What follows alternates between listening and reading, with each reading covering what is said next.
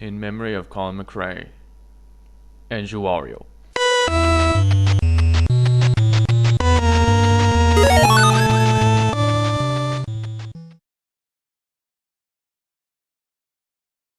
Colin McRae, former professional rally driver and one-time Le Mans driver. He started his rally career in 1987 and won his only WRC with his Subaru Impreza in 1997, like Richard Burns won his only WRC in 2001 with his Subaru Impreza.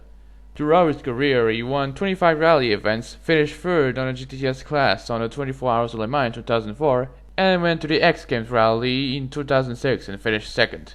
But in 2007, he died in a low-level helicopter accident, along with his son and two of his friends. He flown into the Mounts Valley, which could have been avoided, according to Chef Nicholas Stewart. Now let's talk about the game. Colin McRae was developed by Codemasters, which you may know them as the makers of the game Genie. The game is obviously endorsed by Colin McRae. You know, like Tony Hawk endorsed his skate game series, and like the Tony Hawk games, it became a series. But after the death of McRae, the series dropped the Colin McRae name on it, except for the iOS port. Similarly, Richard Burns also endorsed his game, Richard Burns Rally, but unlike Colin McRae Rally, it didn't turn into a series. And like McRae, he also died, but of cancer.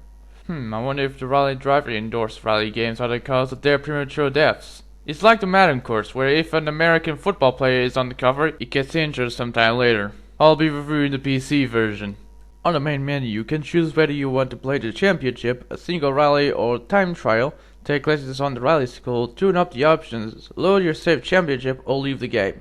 In championship mode, you have to race in rallies to add points, and you have to win just so you can unlock more rally events and cars for the rally and time trial modes. On the rally menu, you can choose the car and location you want to play. On the rally school, you can take driving lessons from none other than Colin McRae. The second task extends the loop you did in the last task to become a figure of 8. Try and keep the car in a constant slide to stay as close to the cones as possible, whilst keeping the car in motion. The lessons range from 8-track loops to rally stage in different conditions, all while you drive a Skoda Felicia. The rally skill doesn't seem to unlock anything as a reward, but it's useful if you're new to rally games. So after you learn how to drive a rally car, tune it up and shake the stages, you're ready to go.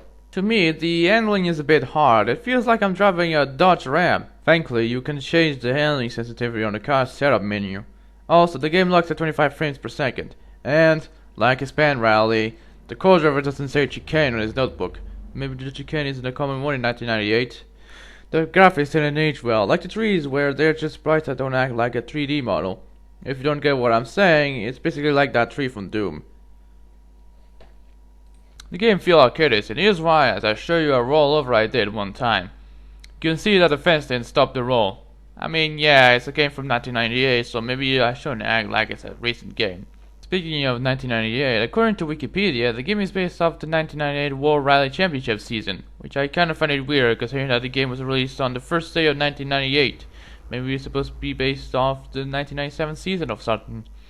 And that was Colin McRae for the PC. It's alright. While the graphics haven't aged well and the handling is somewhat hard, it's kinda enjoyable, and the sequels are great improvements. Though if you want to try the game on Windows 7 or 8, I recommend downloading a third-party patch since it doesn't work without it. I'll give it 3.5 focuses out of 5. Also not fitting, because Colin McRae used to drive 4 focuses throughout his rally career.